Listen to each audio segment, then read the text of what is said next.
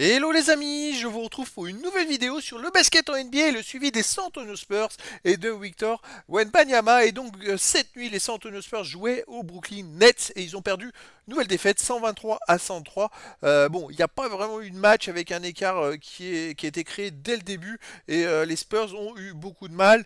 À l'image de Victor qui depuis quelques matchs ça va un peu moins bien. Alors je lis un peu de partout qui serait dans le rookie wall, c'est-à-dire qu'arrive à un moment de la saison l'accumulation des matchs, la fatigue, que ce soit psychique, nerveuse, physique, fait qu'à un moment, il est dans le dur, mais lui, il se démoralise pas, il continue de travailler dur. Donc effectivement, il a des stats un peu moins bien que d'habitude. Quoique c'est relatif parce que en fait on a tellement d'attentes sur Victor et en fait tout repose sur lui parce que j'ai eu l'occasion de voir ce match à Brooklyn et encore une fois les Nets ils défendent très dur sur lui parce que c'est l'homme à abattre et que dans San Antonio il n'y a pas de super grands joueurs.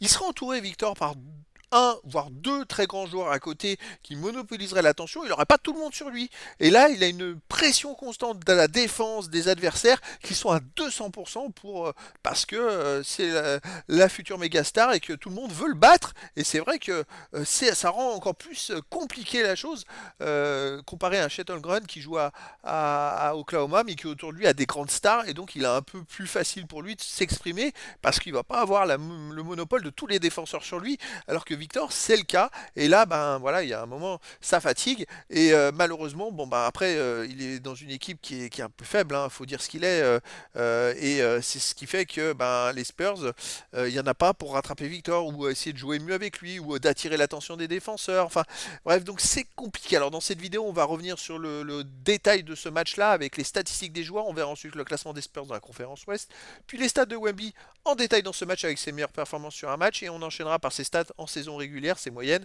puis ses stats dans l'histoire de la NBA à 20 ans, dans l'histoire des San Antonio Spurs à 20, 21 et au général, et dans l'histoire des Français en NBA à 20 ans, 21 ans et au général. Puis on fera un petit focus sur le prochain match des San Antonio Spurs en espérant que ça se passe un peu mieux pour Victor et pour les Spurs.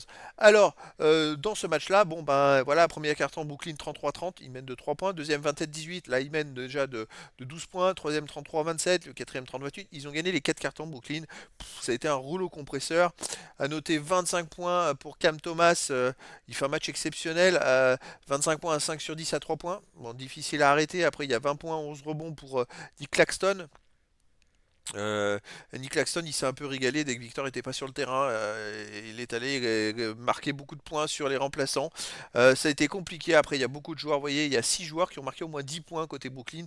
Il y a un très bon jeu collectif. Et puis on note 12 passes décisives pour Dennis Schroeder qui fait quand même 15 points, 12 passes. Je crois que c'était son premier match depuis sa blessure. Et il a été monstrueux. 3 sur 5 à 3 points. Rien à dire dès qu'il est rentré d'ailleurs. Au deuxième quart-temps ou fin du premier, je crois que c'est là où l'écart est monté de 10-15 points. Il a marqué 3 paniers à 3 points de suite. Enfin, il a été exceptionnel. Voilà, c'est ce qui fait la différence avec les Spurs. Vous voyez, ils ont fait Brooklyn 17 sur 34 à 3 points, 50%. Les Spurs, c'est 11 sur 34, donc 6 paniers de moins à 3 points. Et c'est ce qui fait 18 points, ça fait 20 points, 20 points d'écart. Alors que les Spurs de lancer franc, ils ont quand même fait 20 sur 21, c'est quand même phénoménal, hein. Mais voilà, les Spurs, c'est très compliqué. À noter pour les Spurs, remplaçant Dominique Barlow qui fait 7 rebonds offensifs en 12 minutes. Après, il a joué beaucoup dans le garbage time à la fin, c'est-à-dire que vu qu'il y avait l'écart, c'était les remplaçants, c'était peut-être un peu plus facile. Donc sinon, Victor, bon, bah, c'est le meilleur marqueur des Spurs. On a le Keldon Johnson en sixième homme qui a 19 points, 3 sur 6 à 3 points, 7 sur 14 au tir. C'est plutôt pas mal. Et puis sinon, on a 17 points pour Devin Vassal, avec 4 passes et 6 rebonds. Mais bon, après, aux abonnés absents, encore Jeremy Sochan que 8 points. 6 points pour Trey Jones, 2 passes, 2 rebonds aux abonnés absents. Voilà, donc c'est très compliqué et une nouvelle défaite des Spurs. Allez, on arrive maintenant au classement. Bon, bah, toujours 5 victoires de retard sur les Portland Trail Blazers. Bon, là, ils enchaînent beaucoup de matchs à l'extérieur. J'ai peur qu'ils perdent tous ces matchs-là. J'espère qu'il va y avoir du mieux. Allez, la suite, c'est les stats de Wemby dans ce match, c'est 29 minutes jouées. 21 points à 7 sur 16 au tir et 3 sur 6 à 3 points. Alors là, c'est quand même pas mal pour. Il est plutôt régulier en ce moment à 3 points, ça marche bien. 4 sur 4 au lancer franc, il est à droit au lancer franc. 0 rebond offensif, seulement 4 rebonds défensifs, total rebond 4, 3 passes décisives, aucune interception, seulement un compte. 4 ballons perdus, 2 fautes, moins 20 quand il est sur le terrain. Bon, des petites stats, un rebond, mais il fait quand même 3 passes, hein, il fait quand même 21 points, malgré toutes ces petites stats, avec un 3 sur 6 à 3 points. Même quand il est pas bien. Ben, il sort quand même des stats honorables, quoi. C'est quand même pas rien. Allez, ses stats en saison régulière, 20.3, 10 rebonds, 3 passes, une interception, 1, 3 contre 1, il est toujours meilleur contre un NBA. Bon allez, on espère que ça va aller mieux dans les prochains matchs. Allez, les stats dans l'histoire de la NBA à 20 ans. Alors, il gagne des petites places à droite et à gauche. Et maintenant, il est 81e aux 3 points marqués, hein, avec 73 points. 81e, c'est pas mal, hein. Il est plus qu'à 32 paniers à 3 points du 50e. Et puis sinon, aux 3 points tentés, il est 80e. Sinon, 103e au lancer franc marqué, 117e au lancer franc tenté. J'essaye de repérer les stats qui sortent un peu du lot. 87e au rebond défensif.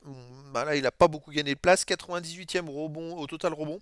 Il faut que je l'inverse, faut que je le fasse rentrer dans le classement.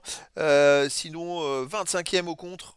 Alors, il est 25e, mais maintenant il a passé Ernest Soel. Il faut que je le renseigne. Et il a un de plus qu'un Ernest Soel qui est maintenant 26e. Ça décale tout. C'est quand même une bonne performance. Au moins, il a quelque chose. Il est 98e dans les ballons perdus. Ça, c'est pas terrible. Mais voilà, il rentre dans les 100 premiers ou autour des 100 premiers dans beaucoup de stats. Et il reste encore beaucoup de matchs à jouer, donc je me dis que malgré le fait qu'il soit face à des adversaires qui ont peut-être 2 ans, voire 3 ans de NBA pour certains, il va quand même être là, être présent. Aller dans l'histoire des San Antonio Spurs, bon bah à 20 ans il n'y a pas eu d'évolution, il est toujours meilleur contreur, mais il n'y a pas d'autres stats qu'on pourrait essayer, les 3 points marqués, et puis qu'à 70 points, pas dit à 3 points de Tony Parker. Il en marque toujours 2 en moyenne par match, vous voyez, c'est quand même pas rien. Les stats à 21 ans, il progresse, il n'est plus qu'à 62 comptes de Tim Duncan. Et puis au général, il gagne quelques places dans toutes les stats. Bon, par exemple, au match joué, il est 198e sur 399. Les contres, il n'a pas évolué. Toujours 37e sur 327 dans les contres. Donc c'est quand même pas mal, hein, pour une première saison NBA. Allez, on continue les amis. Les stats de Wemby dans l'histoire des Français. Alors, il a 9 rebonds offensifs de Yohan Petro à 20 ans pour devenir le meilleur rebondeur offensif. Mais sinon, voilà, il est meilleur rebondeur défensif, meilleur au total de rebonds, meilleur contreur à 20 ans des Français en NBA. Et il est aussi meilleur contreur à 21 ans avec 46 comptes d'avance sur le deuxième. C'est quand même pas mal. Après, là, il a eu des petites stats, donc il n'a pas trop progressé. Ah, s'il a gagné une place dans les tirs marqués, il est maintenant deuxième derrière Tony Parker à 20 ans, qui était à 752 tirs marqués, et lui, il en est plus que 402 de retard, il a 350, la moitié. Mais Tony Parker, c'était déjà 2 saisons pleines de NBA. Allez, on va passer maintenant sur un petit focus sur le prochain match. Et ben, les Spurs vont jouer au Toronto Raptors et ce sera le 13 février prochain à 1h30 du matin, heure française, je précise, parce qu'aux États-Unis, ça sera encore le 12 février. Et donc, on va espérer que les Spurs se rattrapent.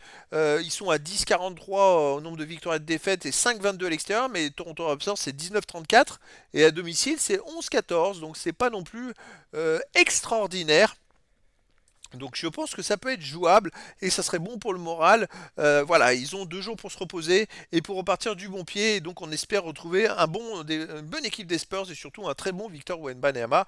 Et donc comme d'habitude, je vous ferai une vidéo d'analyse et de stats, bilan de ce match dans la journée du 13, avec la mise à jour, avec surtout le rendu de ce match avec toutes les statistiques, classement et la mise à jour de toutes les stats de Victor dans tous les classements. Voilà les amis, je vous dis à très bientôt pour une nouvelle vidéo.